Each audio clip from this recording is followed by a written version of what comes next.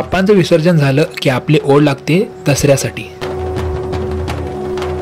दसऱ्यामध्ये देवीचं दर्शन घेणं म्हणजे पुण्यच म्हणायचं। या दसऱ्यामध्ये आपण कोल्हापुरात असणं आणि करवीर निवासिनीच्या दर्शनाला जाणं, ते पण देवीचं पालखी आगमन सोहळा पाहण्यासाठी, मित्रांनो स्वर्गच हा।